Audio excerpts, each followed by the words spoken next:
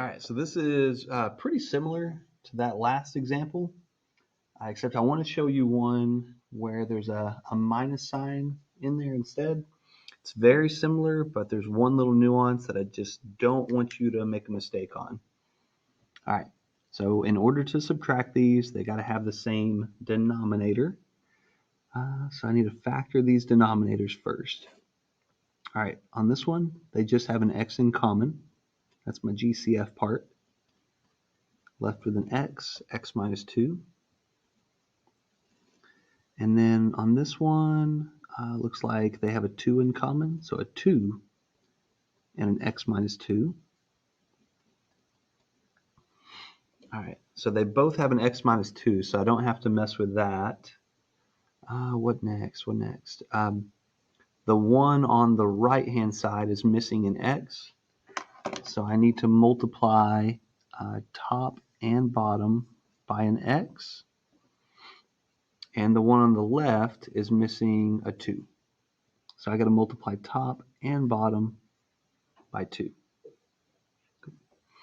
So keep in mind you're going to be distributing here. So it's going to be 2 times x, which will be 2x, and 2 times the 2, which will be a 4. Okay, and then over, I don't know, how do I want to do this? All right, I'm just going to write it over one big fraction. My denominator, since they are going to be the same denominator eventually, is going to be 2x and an x minus 2. All right, now whenever you're doing this side, all right, you got to make sure that you minus this entire expression. So I'm going to write it as x squared, but I'm going to put it in parentheses. All right, and then a 2x. I'm going to also put that in parentheses. I just want you to remember that you're minusing this entire numerator right here. All right, you could have just thought of it as a negative x times x and a negative x times 2. If you want to do it that way, that's fine. Probably would have been easier, actually. Because now we're going to have this big old giant mess. Minus x squared minus 2x. Oh, wow. And then on the bottom, leave that thing the same. On the top, again, your 2x cancels with your 2x. Now, I've got a negative x squared plus 4 here. Usually what they're going to have you do is you're going to write this in standard form, like negative, or you're going to think of it as negative x squared plus 4.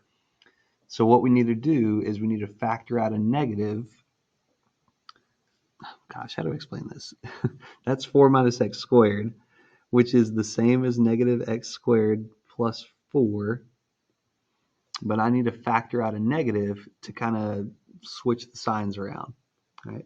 They don't leave a negative attached to the leading term most of the time. Right? You always need to factor out that negative. So it's going to be a negative, and then it's an x squared minus 4 now over that same thing. All right, so the reason I did that is so that whenever I use difference of squares here, you'll have an x minus 2 instead of a 2 minus x. All right, the x minus 2 will get to cancel with that x minus 2. So it's going to be negative x plus 2, x minus 2, and that's just factoring this by difference of squares, over the 2x, x minus 2.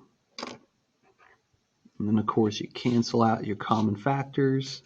And so what's remaining here, that's going to be your answer. All right, it's a negative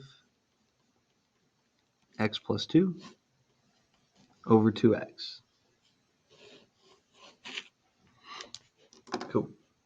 And yeah, as far as the domain restriction thing goes, x is not allowed to equal 0.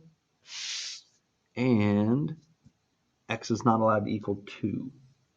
Yeah, 2 is x minus 2 is one of our factors earlier, and so we cannot plug in 2 for x, or else that would blow up the denominator.